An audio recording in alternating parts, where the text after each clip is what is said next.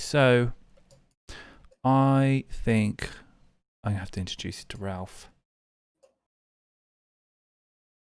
Ralph, yeah. Grab your hankies. Am I the asshole for euthanizing my roommate's cat without permission? Yes. Wait. My roommate and I have 2 cats. Mine is a younger cat who I adopted a few years ago. No! Bad geek. Bad. I can already see this. Mine is a younger cat. Geek is like, no, you killed the kitty. Mine is a younger cat who I adopted a few years ago when we first got a place together.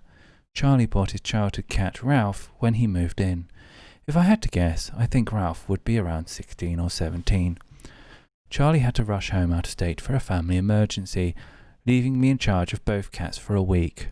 Ralph was frail in his old years and required a lot of special care, but I've cared for elderly cats in the past. He seemed more lethargic than usual for the first couple of days, but I assume he just missed his dad and continued to care as normal. The 4th morning, Ralph had a seizure. I had no idea what to do. I tried calling Charlie again and again, but no answer. Thankfully, Ralph stopped seizing, but he was clearly sick and out of it. I wasn't getting any response from Charlie, so I decided to call our vet instead. While I was on the phone, Ralph had another short seizure. They told me to bring him in right away, so I packed him up in my car and floored it to the clinic. While I was driving, he had another seizure, this one lasting a couple of minutes, and it was one of the most terrifying couple of minutes of my life. I got Ralph to the vet, and by this point it was clear he was fading. His eyes went empty looking, and he couldn't lift his head. I was absolutely distraught at this point, sobbing and begging for help. The vet looked him over and gave him seizure meds for my sake, but suggested we euthanize him that morning. At his age, it wasn't like he was able to recover from what was causing his seizures, and I'd only be causing him more pain by keeping him around. I tried calling Charlie a few more minutes. Finally, I gave up and sent him a text telling him what was up and how sorry I was. Ralph had suffered another seizure since arriving at the clinic. I knew it was time to let him go. It was very peaceful, just like he fell asleep in my arms. I paid for his remains to be cremated and ordered a lovely little urn to store his ashes. Surprisingly, I never got to text or call Charlie. Instead, I woke up at 1 a.m, him storming in and screaming at me for killing his cat. He drove all day to get there. He's extremely upset and feels that I should have waited for him to respond before giving him the okay to the vet. I told him that I tried to contact him many times before and after Ralph died, but I have to admit that he's right. I did euthanize the cat without his consent, and that was a pretty shitty thing to do. However, I maintain that I acted with Ralph's best intention in mind. Charlie stormed out to crash on a friend's couch, and I haven't heard from him since. I feel guilty, but some part of me believes his response is unwarranted. I tried to find a way to send him Ralph's urns and ashes as a sort of olive branch, but I think I've damaged our friendship beyond repair. Am I the asshole? Fuck. No. Nah. Oh, I had a similar thing happen with like my dog that I got when I was like 8 years old that I grew up with. And my parents live in Cleveland and I was down in Columbus at Ohio State. And my dog had surgery and I was like told she was okay. And then she like took a turn and I had said like, do I need to come home for the surgery? Because I'm worried I need to be there if something happens to the dog. And they're like, no, it'll be fine. Like she was like 13 at the time. And she was a little dog and little dogs live a long time. And then all of a sudden my mom had to put her down. Like she was suffering. She started having seizures after the surgery. And my mom had to put her down before she could tell me. And then she called me at work and was like, I had to put Precious down. And I was like hysterical because that was like my dog my whole life. And I like wanted to take it to college, but I couldn't. And so I was initially very, very upset with my mom, obviously, that I was like, how could you do that? But after like a few weeks, I would say I like had gone through the grieving process and was kind of like, okay, like, she did the right thing for the dog. I think that like initially he's probably shocked and just upset. and he'll Yeah. eventually realize that like it was the right thing for Ralph, even if it was not the right thing for him. Yeah.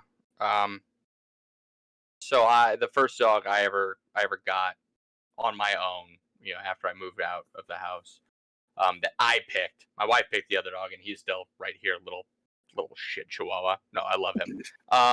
Was a husky mix named Logan, and I loved the hell out of this dog. And after about 6-9 months, he had a seizure, and he had another seizure, and he was an epileptic. So he had to be medicated the rest of his life. He ended up dying of cancer because of, basically, we think probably all of the meds that he had to have his entire life. And I know what it's like to watch an animal suffer through multiple seizures. And at that point, cat or no cat, evilest animal on earth or not evilest animal on earth, it is massively suffering. And he made the only call that you could do when you have been put in that situation. And I think maybe he could talk to the vet. Like, I would recommend Charlie talk to the vet, and the vet could say, like, objectively, from my expert standpoint, this was what needed to be done for the cat. Like, it was, I was in the other position. I was in the author's position. I put down my husband's cat. I have been in both positions. And when I was the owner, we had a cat, Thunder. Thunder was a magnet. It was a Thunder cat? Yes, it was a Thunder cat. Thunder was a magnet for fleas, and we had spent hundreds, if not thousands of dollars to get rid of fleas in our house, but Thunder kept getting fleas. Thunder was to the point where his blood was, like, when they would test his blood, it was coming out pink as opposed to red. Oh, jeez. Thunder was dying. And we said we were feeding Thunder from a fucking syringe, and we were like, we can do this. Thunder will pull through. And I was the one who found Thunder when Thunder died. And Thunder died in pain. And to this day, I was like fucking 12, 13 years old. To this day, I feel terrible about that decision because Thunder was suffering. And then, fast forward some years, we had Smokey and the Bandit. He was two separate dogs. Smokey was our min pin. Bandit was my stepmom's Pomeranian. Or not Pomeranian. The fucking butterfly ear. It's another fucking purse dog, but it's the French for Papillon. It was Papillon. Papillon. Yes. Well, anyway, this is about Smokey. Smokey had seizures. Hold on, so you had Smokey and the Bandit? You guys are really crushing the names. Right? I'm not gonna lie, you're crushing the names. First dog was Doctor Who as well. He was a dark dog who had hair that fell over his eyes, and he looked like a different dog because of coloration change every single time we gave him a haircut. That's funny. Anyway, Smokey had seizures. Smokey was not okay. I was gone. I had long since moved out of the house. And I called up my folks because I was at a job like way out of town. And I called up the folks to just catch up and all that good stuff. And I asked how the dogs were. And they were like, oh, well, we had to put Smokey down. When? Like 2 months ago. Oof. Why? Smokey's seizures put him in a state where he was spending 90% of the day literally vibrating, and no matter how many pills we gave him, Smokey was not okay.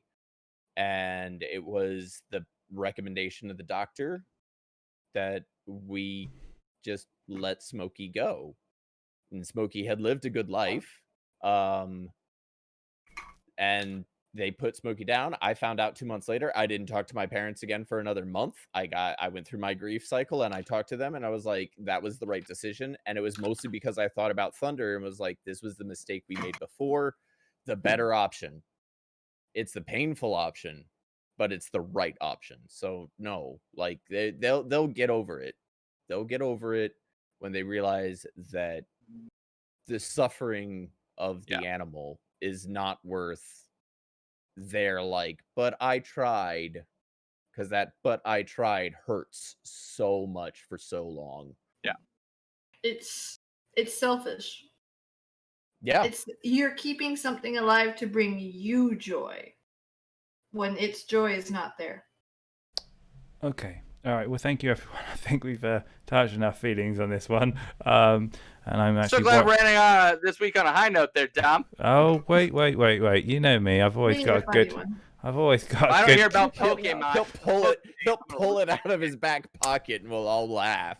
You can either have Pokemon, or the Appletarian, or the Appletarian.